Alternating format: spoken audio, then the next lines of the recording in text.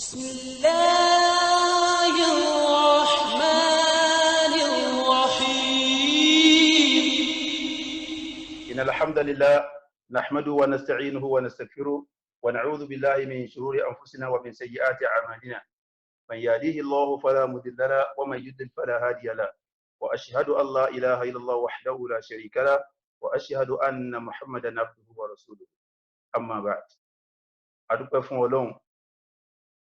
a ṣe ìkẹ́gẹ́ fún ànábì wa Muhammad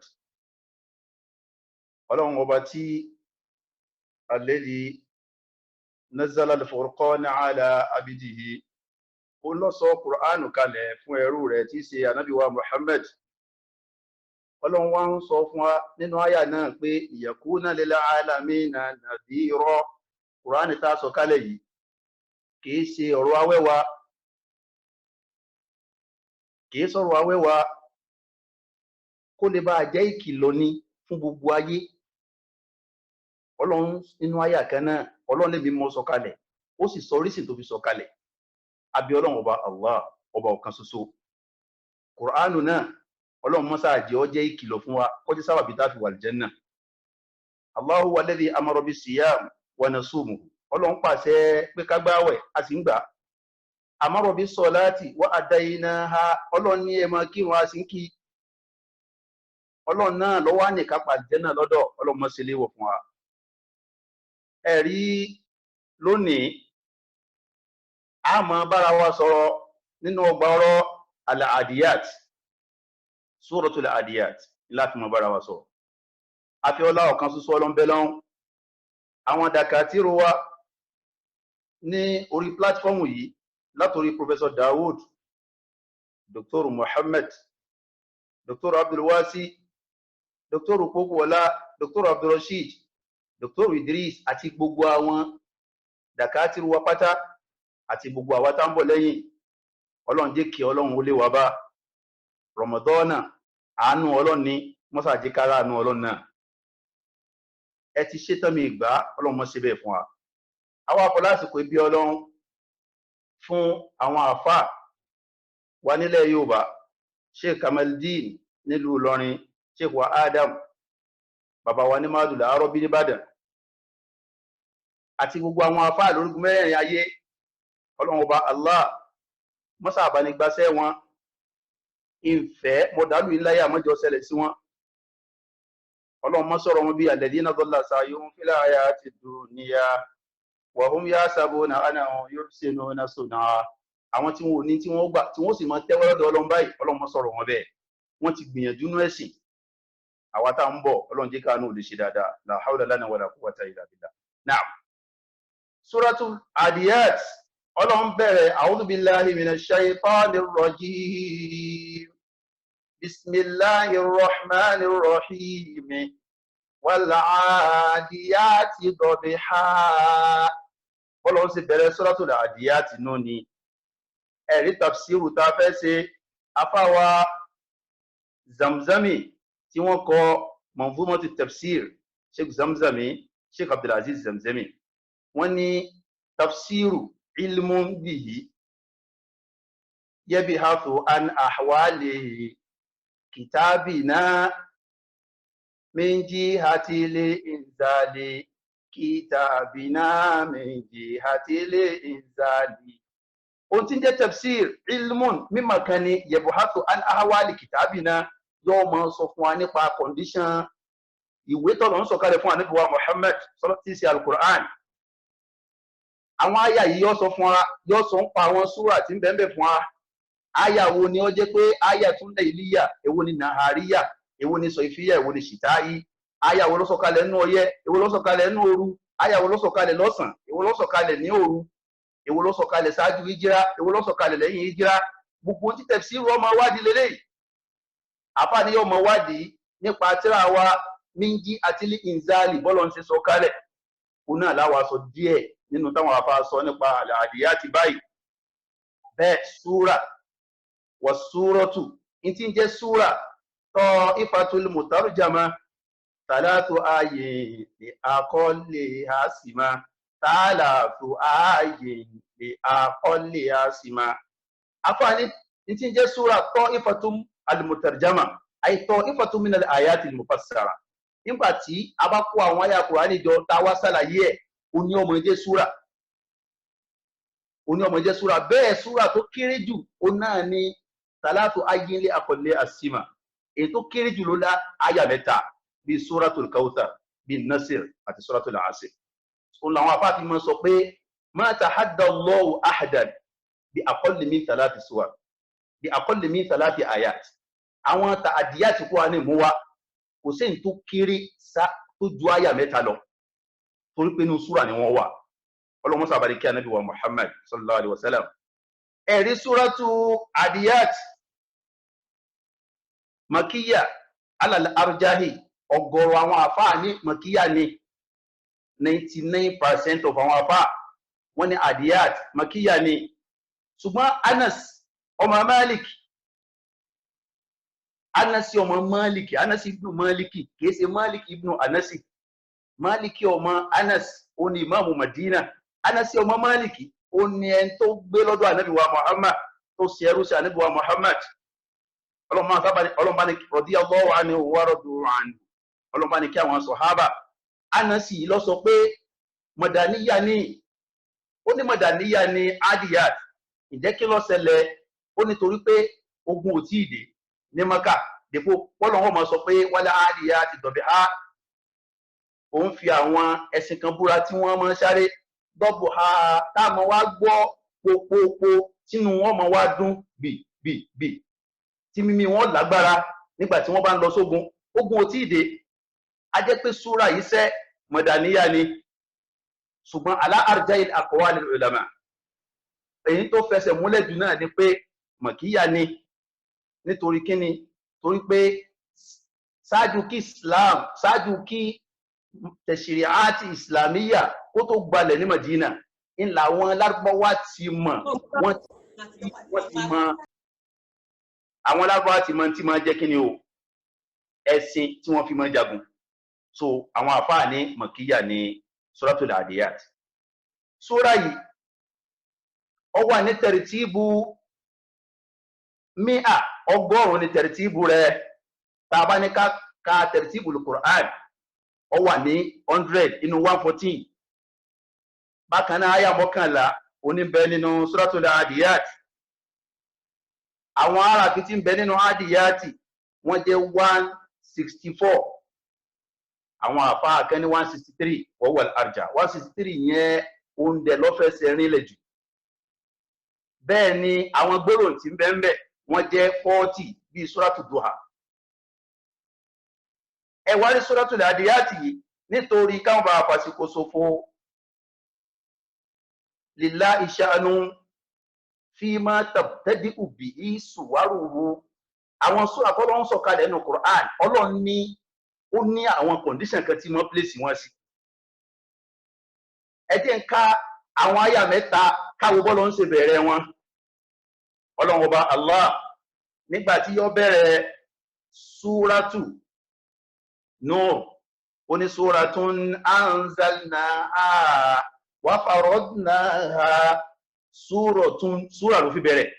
wa dhaka ismu inda ulama il-lugha àwọn àfáà ní ìsìmí lọ́lọ́run fi bẹ̀rẹ̀ súrátù Nur bẹ́ẹ̀ náà ni súratul Kahf alhamdulillahi alladhi anzala ala abdihi al-kitab alhamdulillahi rabbil alamin àwọn súra ní Ọlọ́run bẹ̀rẹ̀ wọn pẹ̀lú fíìlì Ọlọ́run bẹ̀rẹ̀ wọn pẹ̀lú ìsìmí àwọn súra kan tó wá ń bẹ bí suratul Mulk tabaraka alladhi biyadihi al-mulku wa huwa ala kulli shay'in qadir fíìlì lọ́lọ́run fi bẹ̀rẹ̀ bẹ́ẹ̀ náà ni iqtarabati s-sa'atu wa inshaqqal qamar suratul Qamar Ọlọ́run bẹ̀rẹ̀ pẹ̀lú fíìlì ṣùgbọ́n ìkẹta wọn takmilatan li ajza'il kalam kí kàlámù lè bá pé báwọn afáà sí máa sọ pé kàlámù náà lafdun mufidun kastaqim ismun wa fi'lun thumma harful kalim kó lè bá pé Ọlọ́run wá bẹ̀rẹ̀ àwọn súra kan ara kí ló fi bẹ̀rẹ̀ wọn lọ́lọ́run sọ fún wa pé Yasin wal Qur'anil hakim Yasin Ọlọ́run fi ara fi bẹ̀rẹ̀ rẹ̀ yáò àti sin ya ayyuhan nasu ittaqu rabbakum inna zalzalata sa'ati shay'un adhim. So nígbà tó lọ́n sọ̀rọ̀ suratul hajj ọlọ́run ní yá ayyuhan nas hàrà tí lọ́n fi bẹ̀rẹ̀ bẹ́ẹ̀ náà ní súrà tó ní ta fẹ́ ké ọlọ́run wá sọ fún wa pé wal adiyati dabiha wal adiyati dabiha ọlọ́run bẹ̀rẹ̀ súrà tó ní pẹ̀lú wáò harful qasam ọlọ́run fi búra arafi ni ọlọ́run fi bẹ̀rẹ̀ tí ó fi máa jẹ́ ìpín kẹta nínú àwọn tọ́lọ́run fi máa bẹ̀rẹ̀ ọgbà ọ̀rọ̀ rẹ̀ ọlọ́run wá ní wal adiyati dabiha falmuriyati qadha falmughirati subha. Ẹ̀rí ní ká tó máa lọ a rí pé Umar gẹ́gẹ́ bí ó ṣe wá nínú Sahihul Bukhari wa Muslim bí hadith Ànábì ṣe gbé wá sọ̀hábà kan ti kankan ọkà Kùránì níwájú Umaru ní bọ́ọ̀lù ń ṣe sọ̀kalẹ̀ kan ní Umaru wá dì í lásọ báyìí ó wá gbé títí tó fi gbé níwájú Ànábì wa Muhammad. Ànábì wá ní kí ló dé Umaru ní ọkà ìtọ́lọ̀ ń ṣe sọ Kùránì kalẹ̀ kó sì ká Ànábì ní ọyá ká nígbà tí sọ̀hábà yìí ká Ànábì ní hakadha unzil bọ́ọ̀lù ń ṣe sọ Kùránì kalẹ̀ ló sì ká yìí Umaru wá wò pé nǹkan dé tó ń bá ti gbà èmi sí náà Ànábì wá ní Umaru ká tiẹ̀ náà Umaru náà wá ká tiẹ̀ Ànábì ní hakadha unzil bọ́ọ̀lù ń ṣe sọ kalẹ̀ ìwọ náà sì ká yìí Ànábì wá ní unzila al-Qur'anu ala sab'ati ahruf wọ́n sọ Kùránì kalẹ̀ lọ́nà méje ma akọ́ni tí ó sọ kalẹ̀ lọ́nà méje yìí èyíkéyìí tẹ́ ẹ bá lágbára òun náà ní kẹfì ká faqra'u ma tayassar èyí tẹ́ ẹ bá ti kápá ní kẹfì ká Qur'an eléyìí wà nínú Sahihul Bukhari hadisi ìtumọ̀ ẹ̀ ni pé tẹ́nìkan bá ka wal adiyati dabiha ṣùgbọ́n ìkan nínú àwọn kùrọ̀ látọ̀dọ̀ Ànábì wa Muhammad sallallahu alaihi wasallam tó yẹ pé ẹgbà wá ọ̀rọ̀ wọn ẹgbà wá kéwù wọn ó dọ́dọ̀ Ànábì Khallad àti Ìmáàmù Susi wọ́n jẹ́ ọmọ kéwù àfáwà Hamza ìkan nínú àwọn mẹ́ta tí wọ́n jẹ́ Kufiyun bẹ́ẹ̀ Susi wà Dúrí Ìmáàmù Susi àti Dúrí wọ́n jẹ́ ọmọ kéwù Abu Amri wọ́n jẹ́ ọmọ kéwù Abu Amri al-Basri ṣùgbọ́n àfáwà Khallad wọ́n jẹ́ ọmọ kéwù Ìmáàmù wa Hamza tí wọ́n bá fẹ́ ka al-Adiyat wọ́n yàtọ̀ sí qira'a Ìmáàmù Hafsi tààfínkà tó wá látọ̀dọ̀ Ìmáàmù wa Asim ó yàtọ̀ sí riwaya yẹn àwọn ka wal Adiyati dabiha ń bẹ nínú àwọn àfáàyí wọ́n ka wal Adiyati dabiha wọ́n wà mọ́ ṣe gẹ́gẹ́ bí idgham kabir falmuriyati qadha falmughirati subha wọ́n ní ka falmughirati subha wọ́n bẹ nínú àwọn kùrọ̀ wọ́n ka burúsírọ̀ tí gbogbo wá ń kà ń bẹ nínú wọn Ìmáàmù Warshi yóò ka burúsírà ní òwì yóò sì tẹ̀rẹ̀fík gbogbo àwọn nǹkan yìí à ń sọ nípa pé tẹ́nìkan bá wá ka Adiyat ká máa wò pé kí ló wá ń kà balabala yìí so bí wọ́n ti ń ka náà ló ṣe wá lọ́dọ̀ Ànábì falmughirati táwa ń ṣe tafkhim rọ̀ Ìmáàmù Warshi sọ pé falmughirati yóò sì tẹ̀rẹ̀fík gbogbo àwọn kẹrọ àtàǹsọ ìpátá látọ̀dọ̀ Ànábì ni ọlọ́mọsá àbáni kí àwọn sábẹ́ Ànábì wa Muhammad lábẹ́ ilé ṣùgbọ́n kẹrọ àti àdùn ní máa ń bí ó náà ní ti àfáwà Hafs rìwáyà àwọn aládùn ní máa ọlọ́run ọba Allah mọ́sá àgbà lẹ́sìn fún wa ẹ̀rí súrà tí àwa wà nù rẹ̀ yìí ó yẹ ká sọ nípa al-munasabati Suratul Adiyat zalzala lọ ṣáájú ẹ̀ Al-Qariya ńlọ́tẹ̀lé zalzala ṣáájú ẹ̀ Al-Qariya lọ́tẹ̀lé àwọn àfáà wa ní nígbà tó lọ́n fẹ́ parí Adiyat Suratul Zalzala ọlọ́run fi parí Suratul Zalzala wípé ọlọ́run sọ nípa ẹ̀san ẹ̀ ń bá ń ṣe dáadáa wa man ya'mal mithqala dharratin khayran yarah ẹ̀ ń bá ń ṣe aburú àtẹ̀ntí ṣe dáadáa ọlọ́run fi parí ẹ̀ bó ṣe parí suratu zalzala nìyẹn. Nígbà tí ó wá bẹ̀rẹ̀ suratul adiyat ó wá ní wal adiyat dhabha. Nígbà tó parí tiẹ̀ náà ó gbé pé al-qari'a àwọn àfáà wá ní kíni bámu tí ń bẹ níbi ọ̀rọ̀ mẹ́tẹ̀ẹ̀ta tọ́lọ́run fi tẹ̀lé ra wọn yìí. Ọlọ́run ní ẹni bá ń ومن يعمل مثقال شر يره ẹn bá ṣiṣẹ́ aburú yóò rí ومن يعمل مثقال خير يره ẹn bá ṣiṣẹ́ aburú yóò rí ẹn ṣaburú àtẹ̀ntó ṣeré yóò rí. Ọlọ́run ti jẹ́ kẹsàn-án ó yé wa اختتم الله الزلزلة ببيان الجزاء الخير والشر ẹ̀san aburú àtẹ̀san rẹ̀ lọ́run fi parí suratu zalzala. وبخ الله الإنسان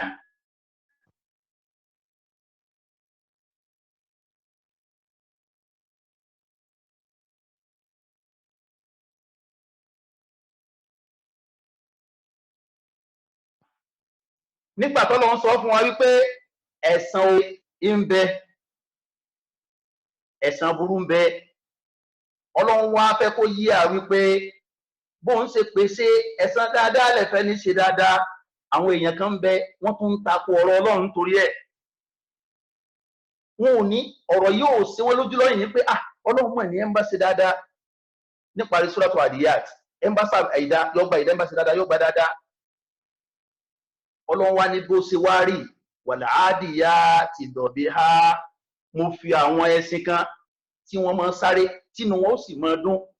téèyàn ó máa gbúrò bí inú wọn ṣe ń kó papọ̀ lójú ogun òun fi wọ́n búra. Àṣé bọ́lọ̀ ń ṣe ń fi bó ṣe bẹ̀rẹ̀ adiyati yìí ó fi harful qasam bẹ̀rẹ̀ al-muqsimu huwa Allah ẹni tí ń búra lọ́lọ́run ọba wa. Wa harful qasam huwa al-wa harful qasam wà òní wal-muqsamu bihi ìtọ́lọ̀ ń fi búra òní adiyat wal-muqsamu alayhi ìtọ́lọ̀ ń wá ń búra alẹ́ lórí òní innal insana li rabbihi lakanud. Ọlọ́run ní dájúdájú ọmọnìyàn aláìmoore ni sọ́lọ́run ọba rẹ̀. Àṣé Ọlọ́run jí ó yé wa pé bá a ṣe fìdí dáadáa múlẹ̀ níparí zalzala táì sọ pé ń bá ṣe eré ọgbẹ̀san rí ń bá ṣe burú ọgbẹ̀san burú tó ń ti bẹ́ẹ̀ kò ní tó fáwọn èèyàn kan aburú náà ni wọ́n máa ṣe ẹ̀rù ò ní bà wọ́n. Kété tọ́lọ́run ọba Allah tí wọ́n ń parí súrà yìí ni wọ́n sọ fún wa pé al-qari'a ibi tí wọ́n sọ pé ti gbẹ̀san yín al-qari'a ní al-qiyama. Àwọn àfáà ní ìbámu tí ń bẹ ní kíni o nínú àwọn ọ̀rọ̀ mẹ́tẹ̀ẹ̀ta lélẹ́yìí. Ọlọ́run máa sábà ní kí Ànábì wa Muhammad sallallahu alayhi wa sallam. Ẹlẹ́ẹ̀kejì gbólóhùn kan bẹ nínú súrà afala ya'lamu idha bu'thira ma fil qubur wa husila ma fi sudur nínú adiyat. Inú suratu zalzala idha zulzilatil ardu zilzalaha wa akhrajatil ardu athqalaha. Gbólóhùn akhrajatil ardu athqalaha ilẹ̀ ó pọ gbogbo tó wọnú ẹ̀ kalẹ̀. Àti gbólóhùn pé afala ya'lamu idha bu'thira ma fil qubur. Wá ìwọ rẹ̀ Ànábì ò wárí nígbà tọ́lọ́run ọba Allah tí bá mú jáde gbogbo tí ń bẹnu sáré. Àwọn àfáà lọ́rọ̀ méjèèjì ọ̀pàpọ̀ ìdọ́lọ́run fi ìsúra yìí tẹ̀lé ra wọn. So ńlọ́jọ́ lọ́run fi tẹ̀lé ra wọn. Ọlọ́run sábà ní kí Ànábì wa Muhammad sallallahu alayhi wa sallam. Naam. Sábàbù nusul kí ló wá fàtí súra yìí sọ̀kalẹ̀. Àwọn àfáà sọ wípé Ànábì wa sallallahu alayhi wa sallam ba'atha sariyya. Ànábì rán àwọn ọmọ ogun jáde ẹ̀yin ọmọ ogun. Ànábì rán àwọn ọmọ ogun jáde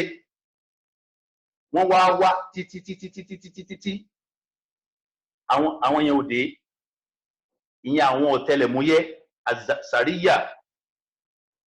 alharbu biduna al-muqatala. Ogun ni ṣùgbọ́n wọn ò ní jà ńbẹ̀. Al-gazawat alharbu ma al-muqatala. Gazawat ogun ni ṣùgbọ́n wọn jà ńbẹ̀. Ẹ lọ sọtẹlẹ̀múyẹ́ ẹ lọ wo àwọn ọ̀tá níbo ni wọ́n wà níbo ni wọ́n dé dúró. Ànábì sálàmù wá rí àwọn ọ̀tá yìí. Ànábì tó wá rán Munziru ọmọ Amru pé kó lọ wò wọ́n òun náà wọn ò tún rí. A kèfèrí bá nílẹ̀ Ànábì kutilu jami'an. Àwọn mùnáfíkí ni àtàwọn tí wọ́n lọ ṣe ọ̀tẹlẹ̀múyẹ́ o àti Munziru ọmọ Amru tó rán wọ́n ti pa gbogbo wọn.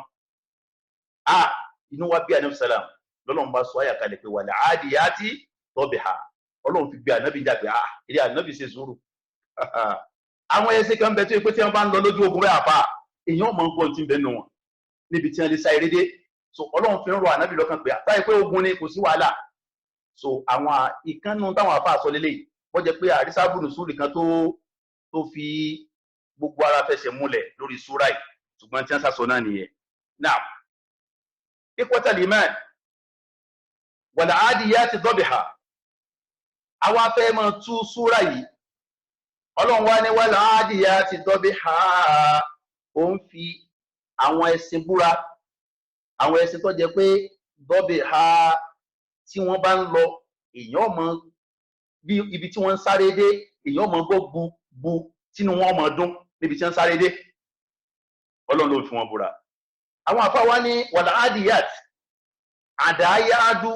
suratul mashi wal intilaq kí nǹkan mọ sáré rìn òní ń jẹ́ kí ni o àdíyà ni ẹṣin tí ń sáré sífà lọ́lọ́run mú wá mọ̀ọ́sùfù dà wọ́n ní wọ́n ti parẹ́ àṣẹ tí Ọlọ́run sọ fún wa ni pé wal khaylu al adiyat ẹṣin al adiyat tí máa sáré kọjá àlà lójú ogun àwọn àfáà kan ní al ibilu ní ìràkúnmí ní ìdí ẹ̀ ni ọ̀rọ̀ tí Anasi sọ Anasi ọmọ Malik wípé Mọ̀dínà láyà ti sọ̀kalẹ̀ ó nítorí pé ibilu ràkúnmí Ọlọ́run wí àwọn ràkúnmí tí Ọlọ́run fi búra àwọn ràkúnmí tí wọ́n kú ní Àrọ̀fà tí wọ́n lọ sí Musdalifa tí wọ́n wá padà sí Mùnà àwọn ràkúnmí t'Ọlọ́run sọ nìyẹn ṣùgbọ́n èyí tó fẹsẹ̀ múlẹ̀ gẹ́gẹ́ bá ti sọ òun náà ni pé ẹṣin ilé Ọlọ́run ọba aláǹsì kiri òun ní sọ ọ̀rọ̀ méjì táwọn àfáà sọ lórí ẹ̀ lélẹ́yìí náà adẹ̀ ti sọ rí sí tó fi jẹ́ pé káìlì lọ fẹsẹ̀ múlẹ̀ jù àwọn aláfáà ti mọ tí ń jẹ́ ẹṣin tẹ́lẹ̀ ẹṣin tí wọ́n fi máa ń jagun ṣáájú kí ṣẹ̀ríà ìsìlámù tó ṣe kí ni o kó tó tàn káàkiri Ọlọ́run ọba aláàmọ́sá bá ní kí ànábì wa Muhammad falmuriyati Ọlọ́run ní mo fi muriyati búra almuriyat àwọn ẹṣin tó jẹ́ pé yaqdahna naro iná ọmọ sẹ́ni bí ẹsẹ̀ wọn hinna yadribu alhajaru ba'du nígbà tí wọ́n bá ń sá eré ẹsẹ̀ wọn mọ gbá òkúta báyìí òkúta yẹn náà tún gbá òkúta míì iná wà máa yọ mọ dáhùn níbi ẹsẹ̀ wọn níbi tí eré wọn dé Ọlọ́run ló ń fi búra falmughirati subha Ọlọ́run ní àwọn ẹṣin tí wọ́n máa ń ja àwọn ọ̀tá lógun láfẹ̀mọ́jú Ọlọ́run ló ń fi búra ìgárọ̀ nìyẹn kéèyàn ọlọ́báyàn tílẹ̀ ò tí ì mọ́ Ànábì wa sallallahu alaihi wasallam Ànábì tó bá lọ wà ní bùbá ìlú kan tí wọ́n bá fẹ́ bá ìlú kan jà la yanzilu alayhimul layl inú Sahih al-Bukhari la yaghiru ala qawmi fil layl Ànábì lọ kógun ja ìlú kankan lóru bal yantazir yóò máa ṣe sùúrù idha asbaha yóò jẹ́ kílẹ̀ ọmọ tílẹ̀ bá wà mọ́ ìsẹ́mi al-adhana tánàbí bá gbọ́ tí wọ́n bá pè rò pé Allahu Akbar nínú olóòrùn káfà kò ní kún ológun mọ́ àjẹ́pá àwọn ẹlẹ́sìn wà nù wà ìlà ṣùgbọ́n tí ọba wá rí kí wọ́n pèrún àhá ibẹ̀ nìjẹ́ ó ti wá bẹ̀rẹ̀ so gbogbo wa náà pátá ẹ̀ńtà bá nífẹ̀ẹ́ ká máa nífẹ̀ẹ́ rẹ̀ nítorí Ọlọ́run kìí ṣe tánàbí fẹ́ gbà ní ẹ̀sìn Ọlọ́run ní ṣe kí ni o olómolómi kìí ṣe tó fẹ́ gbà lọ́wọ́ pé tábà ti kún wọn lẹ́rú no torí ẹ̀kọ́ náà bákan náà Ọlọ́run wá ní fàtàrínà bí i nàkọ̀ àwọn ẹṣin tá à ń sọ yìí wọ́n mọ̀ taruku lá fọwọ́sàkùnà bí ìjàmọ̀ tí wọ́n bá sì táwọn ẹṣin ní bá bẹ́ tí wọ́n bá bẹ́ báyìí àárín ọ̀tá ni ìnigáyà wọn ò ní bẹ́ síwájú àwọn ọ̀tá àárín gẹ́gẹ́gẹ́gẹ́ ni wọ́n bẹ́ sí ẹmọ yẹn tá a fẹ́ bá jà ní ọ̀dọ̀ pé bá sí mọ́sán pípé tamiláyà náà tí wọ́n náà wà lè jà tamiláyà ṣùgbọ́n ẹni tó fẹ́ bá jà tó kọ́kọ́ gbé ẹ̀ òkè tọ́jà rẹ̀ mọ́lẹ̀ ẹ̀rọ báyàn àwọn tí wulẹ̀ mú dàlọ́ tẹ́sí wá kù sáré wọn pé ẹ̀ńtẹ́ bá lè pa ẹ̀ máa fáǹsì àfà jìnnìjìnnì ọ̀wà bò wọn àwọn ẹ̀sìn ní Ọlọ́run ọba aláàfin búra Ọlọ́run kí ni Ọlọ́run búra lé Ọlọ́run wa ní innal insana li rabbihi lakanun ọmọnìyàn aláìmoore ni sọba tó dáa innal insana li rabbihi lakanun aláìmoore ni wá sọba tó dá wa ìtọ́nà ń torí ẹ búra bọ̀ látàárọ̀ ṣe mọ̀ pé Ọlọ́run ọba aláṣìírí kò ní fi nǹkan kan búra àfi tó bá pàtàkì olófin jẹ́ wípé ẹ̀sìn ó wà nínú ohun tó pàtàkì tó ìjọ náà lọ bí kéèyàn sọ pé èèyàn ní limousine, èèyàn ní Range Rover, àwọn ọkọ̀ ńláńláńlá táwọn èèyàn máa lò. Ànábì ní ẹ fún àwọn èèyàn á fi sa ẹ ń bá béèrè ẹ fún wàlà fàṣì kódà kó wà lórí ẹ̀sìn. Ó mi pé símbọ̀ ẹ̀sìn yẹn ẹni tó lọ ń bù jẹ tó sẹ́kù àwọn ni wọ́n ń gùn gbà náà. Bẹ́ẹ̀ ẹ̀sìn tá à ń sọ yìí ó wà nínú àwọn al-hayawanat allati takarrarat dhikruhum fil Qur'an. Ọlọ́run ọba Allah ó dákọ ẹ̀sìn tó pọ̀ nínú Qur'an. Ọlọ́run ní wal khaylil musawwama wal an'ami wal harth dhalika mata'ul hayati dunya. Ọlọ́run jẹ́ ó yá pé ẹ̀sìn wà nínú àwọn ọ̀ṣọ́ ayé. Bígbà tí yẹn bá sọ fún ẹ pé lágbájá ní private jet, kí n tó wò pé ẹjọ́ ń tọrọ lọ́wọ́ sẹ́ẹ̀ ti jẹun lánàá, àwọn yóò pé bí ọ̀jẹ̀ kéde ọ̀pá kú. So bẹ́ẹ̀ ló ṣe rí. Ọlọ́run sì tún wá fẹ̀sìn búra nítorí kíni. Ọlọ́run ní wal khayl wal bigal wal hamir litarkabuha. Ẹ̀sìn ìbáka kẹ́tẹ́kẹ́tẹ́ mo dá wọn kẹ́ lè bá ọmọ gùn wọn ni wazina mo sì dá wọn nítorí ìṣọ̀ṣọ́. Wa yakhluqu ma la ta'lamun. Ọlọ́run sọ fún wa pé wa'idu lahum mastata'tum min quwwatin wa min ribatil khayl. Ẹ prepare fáwọn ọ̀tá yín pẹ̀lú gbogbo agbára tẹ́ bá ní. Ọlọ́run wa ní wa min ribatil khayl. Ẹ dẹ̀ di ẹṣin mọ́lẹ̀. Ẹ jẹ́ wọn rí pé oúnjẹ tẹ́ wulẹ̀ jẹ ẹṣin tẹ́ gùn lo ojú ogun bẹ dèpò oúnjẹ tẹ́ jẹ ẹ ṣe fáàrí sáwọn ọ̀tá. Àwọn ààyè díẹ̀ lélẹ́yìí tọ́lọ́run ọba Allah ti dákọ ẹ̀sìn fún wa nínú Qur'an. Ikhwatal iman, Suratu Ọlọ́run wá sọ fún Ànábì pé innal insana li rabbihi lakanud. Ọmọnìyàn aláìmoore ni wá sọ́ba tó dá wa. Kí ló tá fi jálá ìmoore? Innal insana, àwọn àfáà ní alifu wa lamu yìí lil jins, ó kó gbogbo òun èèyàn nú. But in bed faminhum man amana wa minhum man kafara. En bá wa gbọ́nà gbọ́nù wa ńkọ́. So náà tún jálá ìmoore. Àwọn àfáà ní gbólóhùn yìí alfáàzù áàmù ni tọ́lọ̀ bá ti lò alifu wa lam. Ṣùgbọ́n gbà mí ń bẹ tó jẹ́ pé alfáàzù áàmù alladhi urida bi al-khas. A jẹ́ pé gbólóhùn generality ni ṣùgbọ́n lọ́hun fi ń bá àwọn èèyàn kan tí wọ́n ò ṣe kí ni o tí wọ́n ò gbà tọ́lọ́hun wí. Ọlọ́run ní inna hadaynahu as-sabila imma shakiran wa imma kafura. Àwọn kèfèrí ẹ̀ lọ́lọ́run wá ń bá wí báyìí. Àwọn kèfèrí tọ́lọ́run wá ń bá wí tọ́lọ́run sọ máa pé àwọn ọmọnìyàn aláìmoore rí asọ́lọ́run. Ọlọ́run ní inna aradna al-amanata ala as-samawati wal-ard. Àmánà agbékalẹ̀ fún sánmà àtilẹ̀ fa'abayna an yahmilnaha, wọ́n làwọn ò tó àmánà Ọlọ́run gbé. Wa ashfaqna minha, àyájá ilẹ̀ àti sánmà ẹ̀rù bà wọ́n. Fa hamalaha al-insanu, Ọlọ́run bá gbé ilé ọmọnìyàn lórí, ó gbélé Ànábì Ádámà lórí àtàwọn àrọmọdọ́mọ rẹ̀. Innahu kana zaluman jahula. Ọlọ́run ní alábòsí lọ́mọnìyàn, alábòsí òun lọ́mọnìyàn. Nínú àyá Qur'an, Ọlọ́run sọ fún wa pé hal ata 'ala al-insan hinun mina ad-dahr lam yakun shay'an madhkura. Ọmọnìyàn àsìkò kan ti wà tá a ti lò tí wọn ò tiẹ̀ mọ̀ wá. Tí wọ́n bá béèrè yẹn lágboolé wọn ọmọ agbẹjọ́ tó lọ́wọ́ béèrè Minister of Defence, wọ́n pè ta ní jẹ́bẹ̀. Wọ́n mọ̀ pé àfàtọ̀rọ̀ sáàkì jò ní náà ní Minister of Defence. So ẹni tí wọ́n mọ̀ béèrè táyé ọmọ sọ pé lágbájá wọn béèrè wọn. Baálé ilé àná ọmọ ìkí àná ni tí òun ó dùn nílé alákà báyìí tí ó yọ kún ta tí wọ́n pé mọ̀ mẹ́dá mi lóhùn olú ti di baálé ilé òun. So ọmọ ènìyàn lam yakun shay'an madhkura àmọ́ tẹ́lẹ̀ àsì rárá. So ẹni ó fi máa jẹ́ mà fọmọ ènìyàn man kana awwalu nutfa, omi lásán ló bẹ̀rẹ̀ wa akhiru jifa, òkú mbete. Subhanallah, òkú mbete. Ẹ ń bá lọ́lọ́ nìkan ló ní tí ò ní tán. Ìdí ẹ̀ ló fi jẹ́ pé ìkànnì àwọn Spanish sister ó gba Islam lọ́mọ ọdún 15, wọ́n ẹ̀sẹ̀ gba Islam ní inú rẹ̀ wá ń dùn. Wọ́n wá ní kí bó ló ṣe rí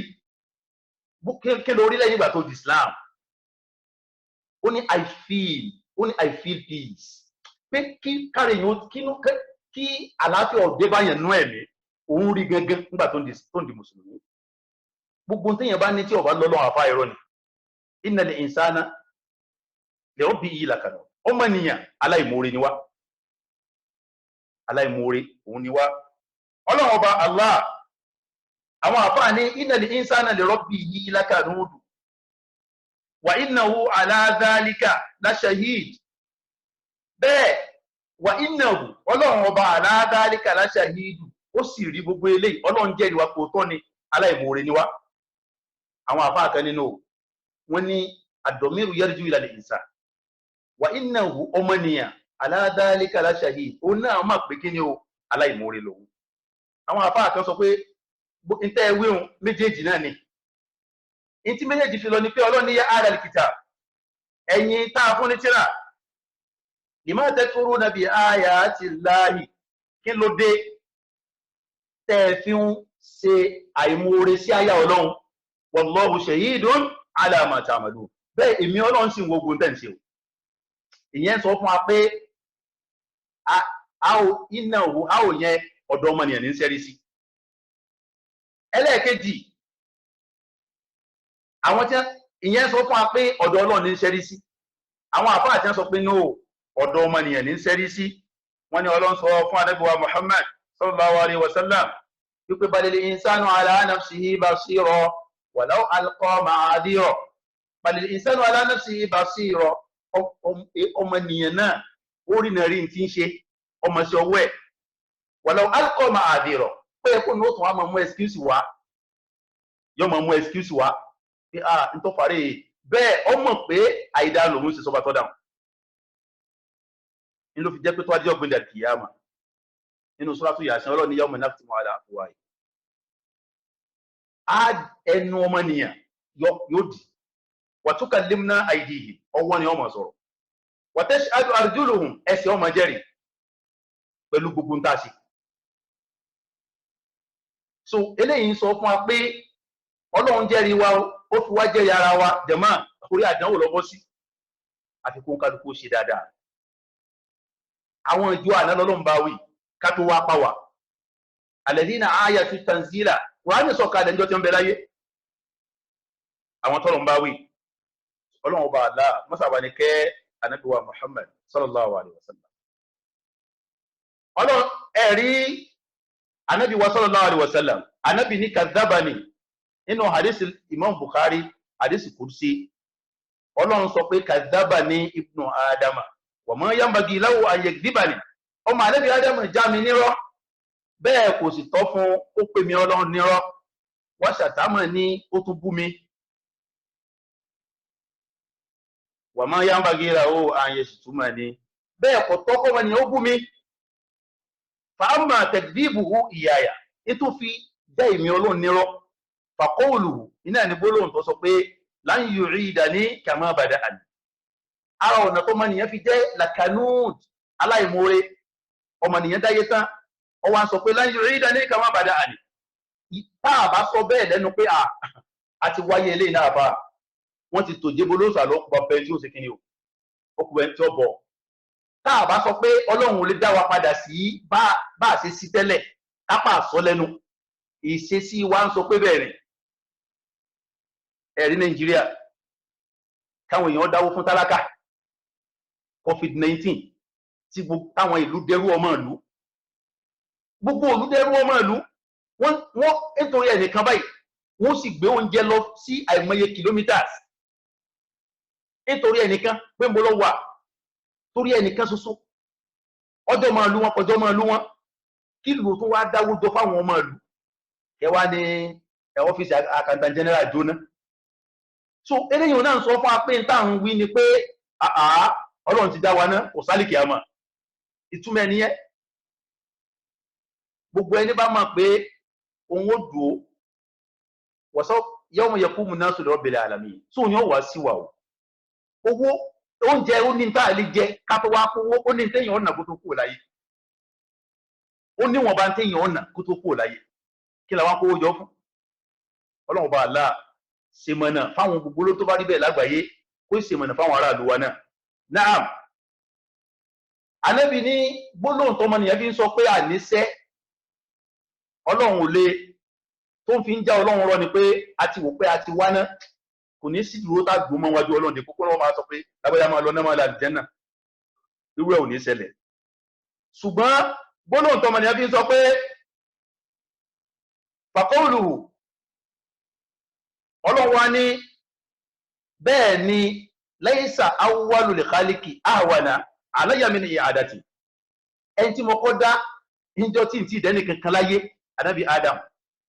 kò ní mí lá kí n wá dáadáa mọ̀ padà bí mo ṣe dá dèpò ẹ̀yìn tí mo wá dá lẹ́yìn rẹ̀ wà á mọ̀ ṣẹ́tìmù ṣùgbọ́n pò la ṣe ń bu Ọlọ́run Ànábì sálàm sọ pé gbólóhùn tá à ń sọ pé ittakhadha Allahu walada Ọlọ́run bímọ wa ana Allahu al-ahad as-samad ẹ̀kan ṣoṣo ní mí téèyàn máa ronú kan lam alid wa lam ulad in bímọ wọn ò sì bí mi wa lam yakun lahu kufuwan ahad Ọlọ́run ní gbólóhùn yìí gbogbo ẹ̀ wà lábẹ́ kí ni innal insana li rabbihi lakanud Ọlọ́run wá ní wa innahu li hubbil khayri lashadid ọmọnìyàn a nífẹ̀ẹ́ oore nítorí àsìkò ká mọ́ gbára wa lásìkò al-khayru níbi àwọn àfáà ní kí ni khayru tọ́lọ́run sọ wọ́n ní wal mal dúkìá ní owó kí ló dé Ọlọ́run sọ fún Ànábì wa Muhammad pé kutiba alaykum ọ̀ràn àyàn ní fún yín idha hadara ahadakumul maut tí kú bá dé wá bẹ́ẹ̀ nìkọ̀ọ̀kan yín in taraka khayrun lil wasiyya ay kutiba alaykum idha hadara ahadakumul maut al wasiyyatu wọ́n ṣe kẹ́ ẹ kọ́ wàsíyà wíìlì lọ́ràn àyàn fún yín tí kú bá wá dé bẹ́ẹ̀ nìkọ̀ọ̀kan nínú yín pẹ̀lú májẹ̀mú wo in taraka khayran tó bá fi owó lẹ̀ ẹni tí ò fi dúkìá lẹ̀ kò ní ìdíkọ̀kọ̀ wíìlì so ẹni tí ò láyá ní àna rẹ̀ kú kí wọ́n sọ pé àna ẹnìkan dẹ̀ kú náà àwọn ọmọ Malaysia so àfáànà fi ó ti wò pé kìí sànà rẹ̀ torí òun gbọ́dọ̀ níyàwó tẹ́lẹ̀ so àwọn ẹ̀rọ ọmọ bá àwa pé Ọlọ́run ọmọ ọmọdé yáyàwó mi ó kú o so bẹ́ẹ̀ ni ọmọnìyàn ṣe rí ẹ ń bá lówó dání Ọlọ́run ní ọ̀ràn yẹn ní kọ́kọ́ wíìlì àwọn àfáà ní khairu tọ́lọ́ ń sọ yìí owó lọ́lọ́run ń sọ inú ayé yìí ajẹ́ pé gbólóhùn tọ́lọ́ ń sọ pé wa innahu li hubbil khayri lashadid ọmọnìyàn nífẹ̀ẹ́ owó àwọn àfáà sì jẹ́ ó yá pé gbogbo ọmọnìyàn kó nífẹ̀ẹ́ owó láti bàjẹ́ àwọn èèyàn kan ń bẹ wọ́n nífẹ̀ẹ́ owó ń pa pé wọ́n jẹun wọ́n mu wọ́n fẹ́yàwó wọ́n ràn mọ́ sùkú àwọn èèyàn kan ń bẹ wọ́n kówó yẹn tán bùkátà wọn ti bí yá wọ́n tún wá kó ti generation wọn ti ń bọ̀ mọ́ wọ́n kó ti generation wọn ti ṣe kíni o tí ń bọ̀ wọn kò mọ̀ so àwọn Ọlọ́run bá wí pé wa innahu li hubbil khayri lashadid ibi tẹ́nìkan ó ti kó èèyàn 100 èèyàn 1000 ikhwatal iman àfáà ní yumitu wa yuhyi ẹni tó kú lánàá sáàrántí ọ̀gá ọlọ́pàá kan Nàìjíríà káfókọ rẹ̀ ṣe sàárà yumitu wa yuhyi odidi ọ̀gá ọlọ́pàá ó sì lọ kó inú sókèwé gbogbo àwọn èèyàn tí wọ́n sọ pé ẹ lọ pa lágbájá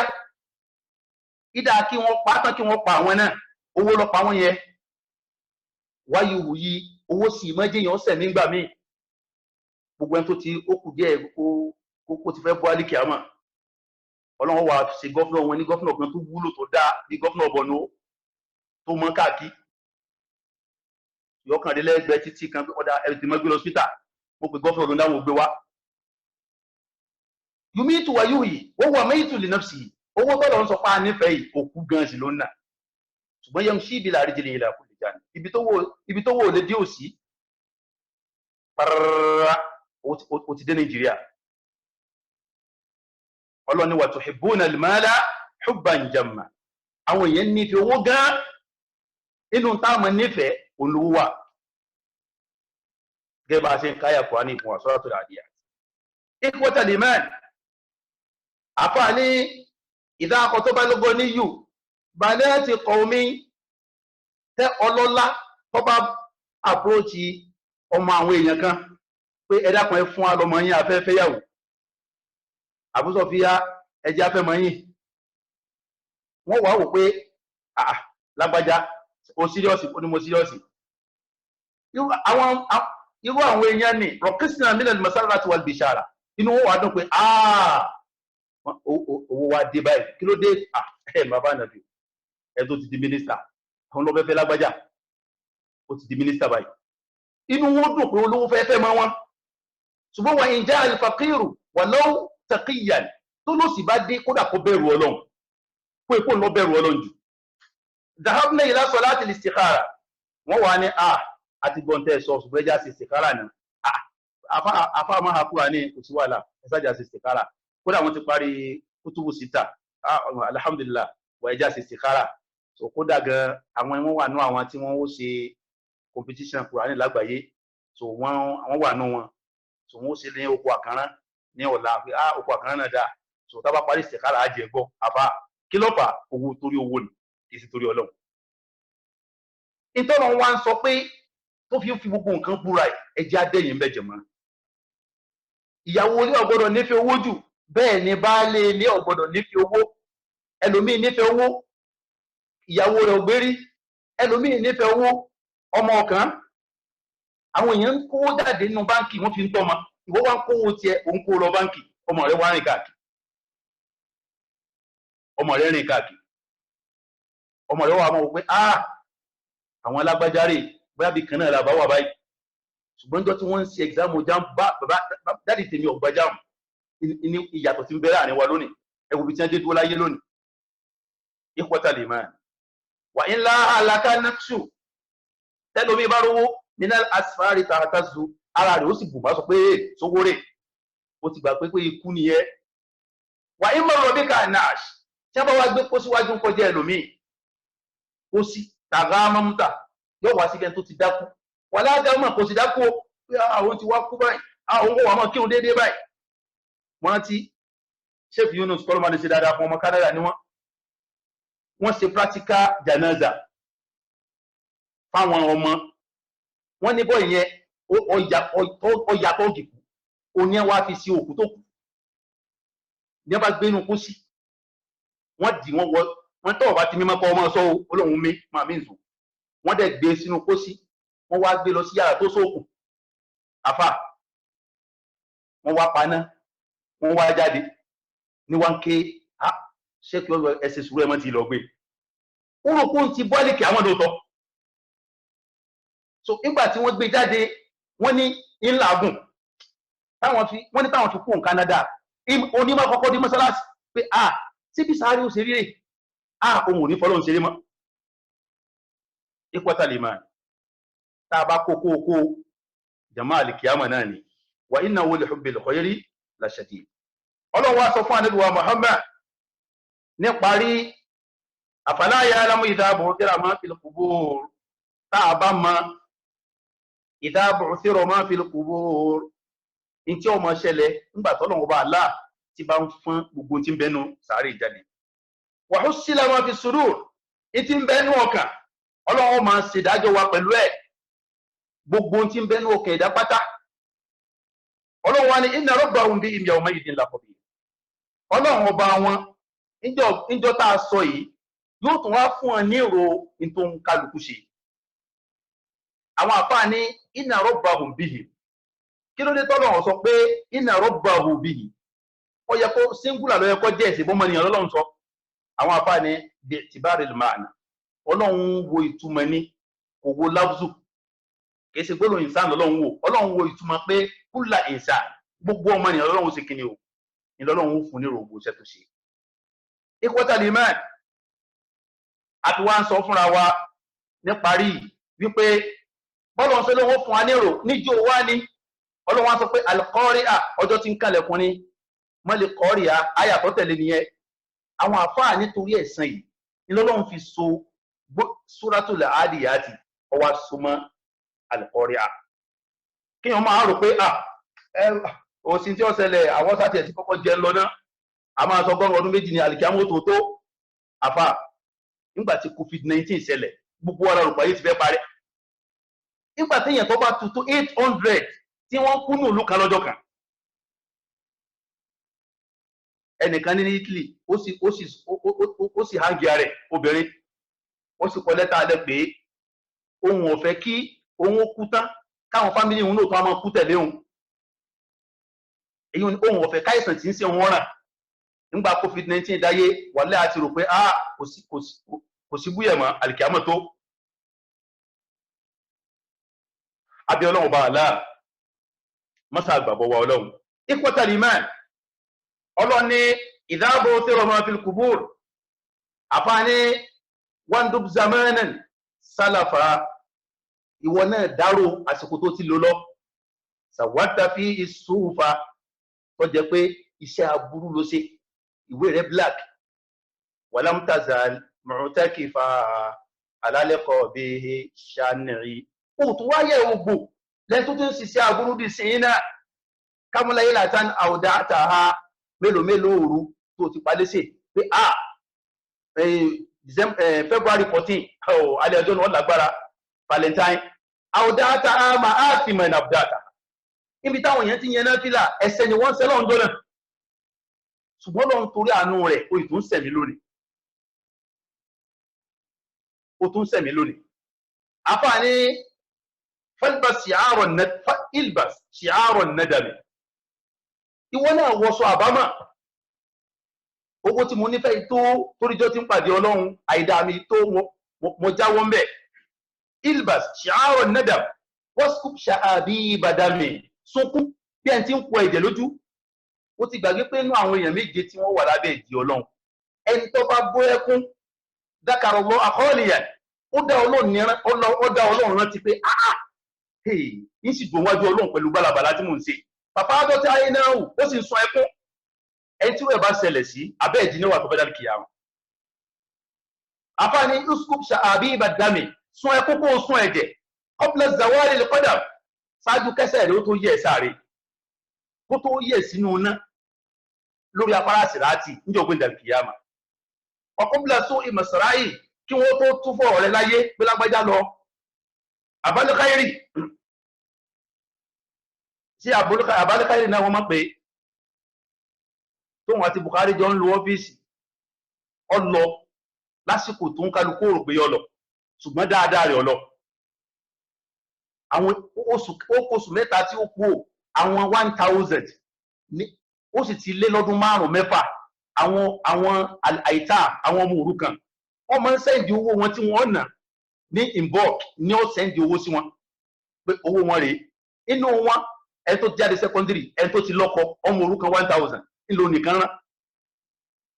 Àwọn pé kíní kan kòrónà ni ó pa wọn, tí kòrónà bá pa ṣé kò sì bọ́ lọ́n dáadáa, ṣé kò bọ́ lọ́n dáadáa. Ikhwatal iman, àfáàní wa kam tajarrata ala rabbi samawati al-ula, mélòó gbà tó ti tajarrata ọwọ́ àṣẹ bí akin lórí ìtaní rabbi samawati al-ula, ọba tó ní sánmà méjèèjì. Ọlọ́run ní a mọ́ sí sínú ọ̀sẹ̀, wọ́n ní a mọ́ jalè ìwọ nìkan náà ní, ẹ má gbalẹ̀ ó ń lẹ̀, gbogbo rẹ̀ ló ti gbà tán. Tajarrata ala rabbi samawati, ó ti gbàgbé pé àdánwò lẹ̀ ẹ ń bá lè gbalẹ̀ ó ń lẹ̀ ṣàyò tó wọ́pù mọ́ bá kí ló bí yawmil qiyamah. Òun náà ilẹ̀ òun yóò dejò, wọ́n wàá gbé kọ́ lọ́rùn lálẹ́ kìyàmà. Àwọn èèyàn sọ ọ́ dálámọ̀ náà nínú ẹgbẹ́, wọn nìkan sì gbé bílíọ̀nù wọn. Ó san padà lálẹ́ kìyàmà, inú náà ni ó wà. Ó lọ mú, ó mú dókè, yóò tún jábẹ̀, ó tún lọ mú, yóò tún jábẹ̀. Ikhwatal iman, níparí ọ̀rọ̀ mi nítorí àsìkò, Ọlọ́ni inna rabbahum bi yawmidhin lakhabir, ìfún ní ròǹtẹ́ ṣe. Eléyìí ni máa fi wá fi ọ̀rọ̀ àfáà wa tí wọ́n jẹ́ ìmáàmù ní Jamiu ní Damascus, wọ́n wà ní Jamiu Turba ní Damascus. Jamiu yìí ń bẹ níbi Jamiu yìí makbara, sáré ibi tí a máa gbé sáré tán sí àwọn mùsùlùmí sí bẹ́ẹ̀. Bàbá kan wá ń bẹ níbẹ̀, òun ni ó jẹ́ hafaru onígbẹ́lẹ̀. Bàbá yìí wá ní ẹnìkan wá bá òun, ẹni tí ń sọ ìtàn yìí àfáàgbà ni, ìkànnù àwọn àlámù Damascus lónìí òun ni. Ó wá ń sọ pé ẹni tí wọ́n wá bá bàbá àwọn ni, àti bàbá wọn àti ń tó tẹ̀lé inú jamiu yẹn làwọn ti mọ̀ ṣe ìmáàmù táwọn sì mọ̀ kọ́mọ kéwú àgbàlagbà lẹ́ni tí ń sọ̀rọ̀ yìí náà. ẹni tí ó jẹ́ hafaru ó ní ìyá kan wá gbá wọn pé ẹ̀bùn gbẹ́lẹ̀ lẹ́yìn wákàtí kan wọ́n gbé ọmọ yẹn dé wọ́n gbé kúrò nínú pósí wọ́n bá gbé sínú sàárè. ẹni tí wọ́n ń gbẹ́lẹ̀ yìí ó ní báwọn ṣe ń dáyé pẹ̀ táwọn ń dáyé pẹ̀ lé lórí pé àwọn ń dáyé pẹ̀ lé lórí ẹ máa rọ́ mi sí ó ní fún ara àwọn ojú òun báyìí sàárè ẹni yẹn ó wá fa asbahat rawdatan min riyadil janna ó sì bẹ̀rẹ̀ sí ibi tí ẹ gbé fúláwà sí bí ẹni pé àbàtà àlìjẹ́nà ni kí lélẹ́yìí àbóhun lálà. ó ní àwọn ọkùnrin méjì kan wá gbé ẹṣin dé wọ́n gbé òkú arákùnrin yìí wọ́n sì lọ kò lè sọ̀rọ̀ ó láwọn da musari ọlọ. ó tún wá tó bí ọdún kan lẹ́yìn náà ń wá obìnrin bá tún dé pé ẹtún bó ń gbé sàárè ìwọ náà kàrámà tó ṣẹlẹ̀ sọmọ alákọ̀ọ́kọ́ ó ṣẹlẹ̀ sẹ́lẹ̀ kejì. ọwá ní ọ̀dà mọ́ni àǹtí táà nìrí arábìnrin kí ló dé ọlọ́run fàdánwò kan wo ìtúnbẹ̀ ń léèrè òun lọ tó ọba tẹ̀lé àlọ́ sọ ẹni tó jẹ́ òun ọjẹ́ nǹkan kan àwọn ọmọ òun ló ń gbé wá sínú sàárè àdánwò tọ́lọ́run fi kan nù. ọwá ní bóun làwọn ọmọ ń ṣe jẹ́ ó ní kí ló dé tó fi ń béèrè lọ́wọ́ á ní ìmọ̀ lójú òun rí níjọ́ tá a wá sí alákọ̀ọ́kọ́ àwọn ọkùnrin kan gbẹ́sẹ̀ dé àwọn màláíkà ni wọ́n sì gbé lọ. ẹlẹ́ẹ̀kejì the same thing kí ni tó ń ṣe fọlọ́n. ó wá sọ pé ọmọ wọn alákọ̀ọ́kọ́ wà tọ́ lébọlẹ̀ rẹ̀ ẹni tí ń wá mímọ̀ ni jàmá kìí ṣe ẹni tí ń wá owó ẹni tí ń wá mímọ̀ òun ni kìí ṣe ẹni tí ń wá owó ẹni tí ń wá. àfàwà Ahmad ibn Hanbali wọ́n bi léèrè pé kí ni ń jẹ́ mímọ̀ ó ní rọ́fù olùjáàlì an-nafsika wa an ghayri ó gbé ìmọ̀ kíkú fúnra rẹ̀ àti fẹ́ lómi ẹni tí wọ́n bá yóò ṣe dárí wọn wá mímọ̀ ó ní ọmọ ilé kéwù ni ọmọ tọkọ kù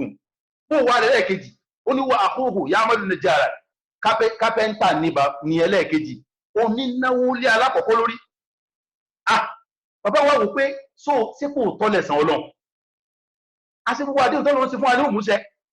bàbá ń bá rí tayá pé òun ò ṣiṣẹ́ ń bi ilé òkú mọ́ ọ wá lọ sínú jámíù Tawba ń bò dé jámíù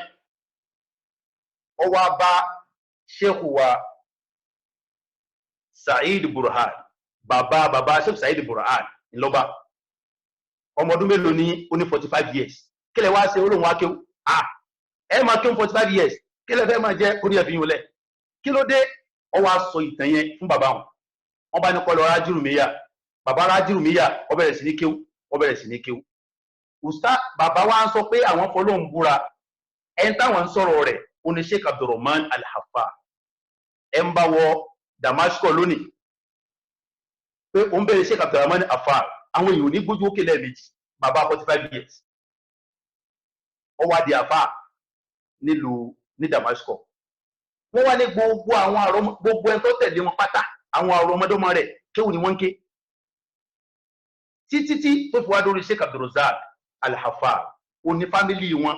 tó láàkùnláka tó kàn yìí ní kíni o ní Damascus.